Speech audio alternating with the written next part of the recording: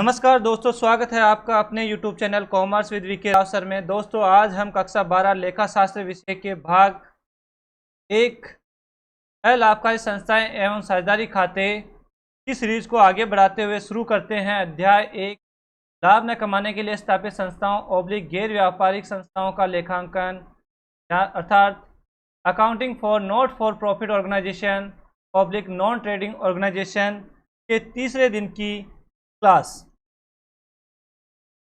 दोस्तों, हमने पिछली 2 क्लासों में लाभ न कमाने वाले संगठनों ओब्लिक गैर व्यापारिक संस्थाओं का अर्थ देखा था, उनके उद्देश्य देखे थे, उनकी मुख्य विशेषताएं क्या है ये देखी थी,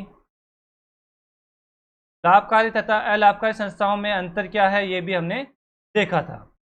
आज हम लाभ न कमाने वाली या गैर लाभकारी संस्थाओं का लेखांकन अभिलेख अर्थात accounting records of not for profit organisations देखेंगे।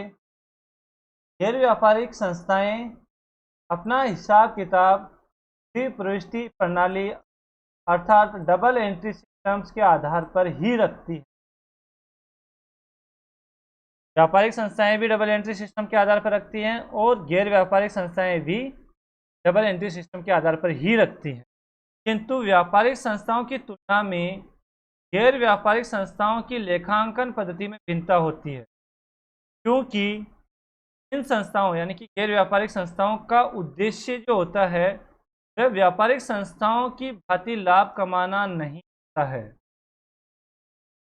गैर व्यापारिक संस्थाएं अपना हिसाब किताब रोकड़ पद्धति यानी कि केस सिस्टम के आधार पर रखती है, न कि वाणिज्यिक पद्धति यानी कि मर्सेंटाइल सिस्टम के आधार पर। रोकड़ पद्धति यानी केस सिस्टम के अंतर्गत रोकड़ पुस्तक ही महत्वपूर्ण लेखा पुस्तक होती है, इसलिए सामान्यतः ये संस्थान गैर व्यापारिक संस्थाएं होती है एक रोकड़ पुस्तक रखते हैं जिसमें सभी प्राप्तियों और भुगतानों को अभिलेखित किया जाता है यानी कि रिकॉर्ड किया जाता है, लिखा जाता है। किंतु विभिन्न अलाभकारी संस्थाएं तथा व्यक्ति अपनी आवश्यकता अनुसार निम्न पुस्तकें भी रखते हैं। अब ये पुस्तकें कौन कौन सी हो सकती है?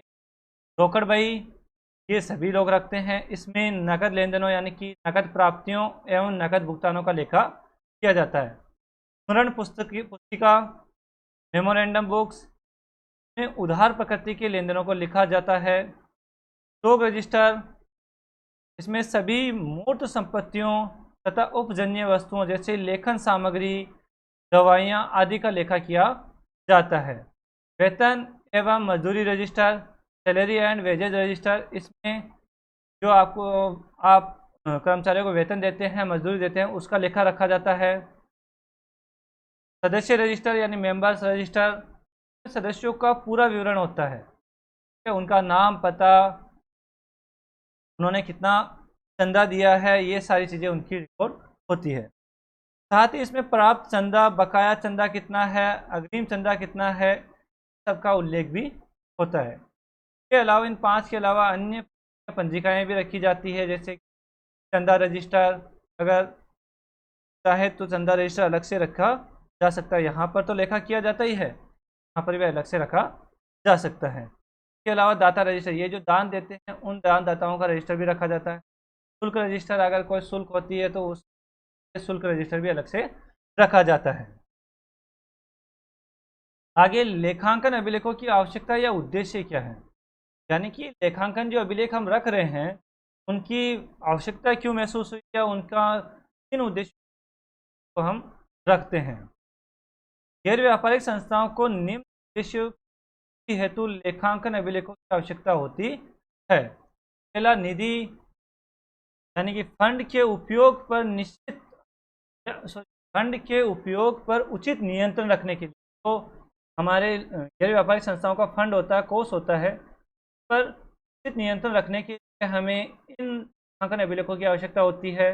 दूसरा, सदस्यों, दानकर्ताओं, सरकारी एवं गैर सरकारी संस्थाओं से प्राप्त धनराशि, सहायता, अनुदान के गबन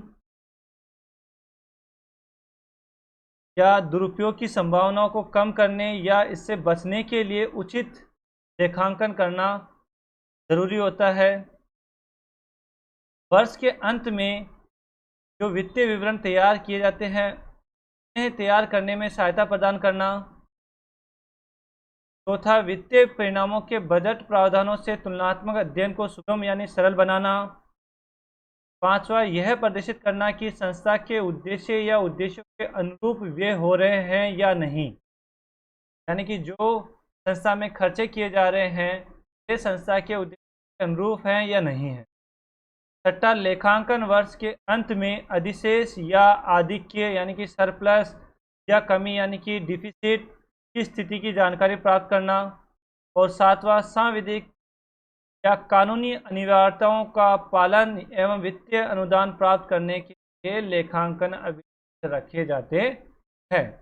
निष्कर्षतः सदस्यों, दानकर्ताओं एवं सरकार द्वारा प्राप्त निधि के गबन के दुरुपयोग की संभावनाओं को कम करने या इससे बचने के लिए, साथ ही सांविधिक कानूनी अनिवार्यताओं के पालन एवं आय व्यय की ज्ञात करने के लिए उचित लेखांकन पद्धति की आवश्यकता होती है।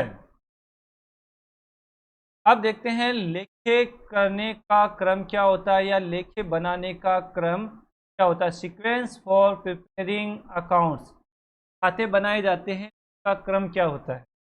तो सबसे पहले बनाया जाता है प्राप्ति एवं भुगतान खाता, फिर रिसिप्ट एंड पेमेंट अकाउंट। उसके बाद कोष आधारित लेखांकन किया जाता है, फंड बेस्ड अकाउंटिंग। जो फंड आ रहा है उनका लेखा किया जाता है।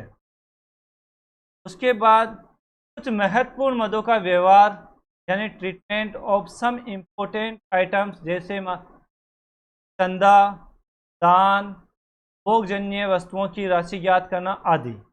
उसके बाद आय व्यय खाता तैयार किया जाता है, इनकम एंड एक्सपेंडिचर अकाउंट बनाया जाता है। और सबसे लास्ट में चिट्ठा तैयार करना यानी बैलेंस शीट बनाना। तो ये आपके सीखना रहेगा। सबसे पहले आपको ये खाता बनाना है, उसके बाद आपको कोष आधारित लेखांकन करना है, फिर आपको कुछ मदों का लेखांकन या ट्रीटमेंट करना है, व्यवहार करना है, उसके बाद आय व्यय खाता तैयार करना है और सबसे लास्ट में चिट्ठा तैयार करना है। तो यही क्रम रहेगा, आप सभी नोट कर ले। अब एल आबकारी संस्थाओं का वित्तीय विवरण या अंतिम खाते, जो एल आबकारी संस्थाएं हैं के वित्तीय विवरण या अंतिम खाते कौन कौन से होते हैं। Financial statements over final accounts of not for profit organisation. गैर व्यापारिक संस्थाओं को भी प्रत्येक वर्ष यानी हर साल के अंत में अंतिम लेखे या वित्तीय विवरण बनाने की आवश्यकता होती है। सामान्यतः गैर व्यापारिक संस्थाओं के वित्तीय विवरण या अंतिम खातों में निम्न शामिल होते हैं। गैर व्यापारिक संस्थाओं के वित्तीय क्या क्या चीज़ शामिल होती है, पर हमने क्रम देखा था अकाउंट बनाने का। उनमें पहला देखा था हमने प्राप्ति एवं भुगतान खाता, तो ये आपके वित्तीय विवरण या अंतिम खातों में शामिल होता है, रिसिप्ट एंड पेमेंट अकाउंट। दूसरा आय व्यय खाता, इनकम एंड एक्सपेंडिचर्स अकाउंट, ये भी इसमें शामिल होता है। और तीसरा आर्थिक चिट्ठा पब्लिक तुलन पत्र यानी कि बैलेंस शीट।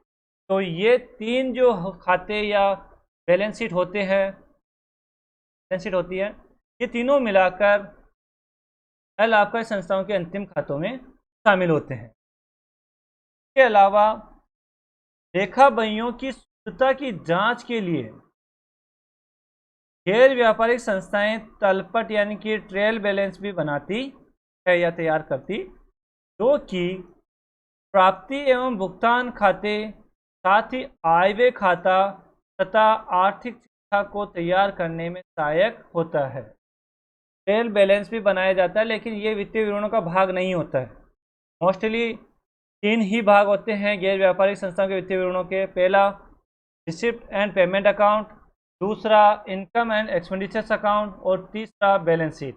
इसके अलावा गैर व्यापारिक संस्थाएं तलपट भी बनाती है ताकि वे जान सके जो भी लेखा हमने किया है वह शुद्ध है या नहीं। जांच करने के लिए तलपट भी तैयार करती है। और इस तलपट की सहायता से प्राप्ति एवं भुगतान खाता, आयव्यय खाता और चिट्ठा बनाना बहुत आसान हो जाता है।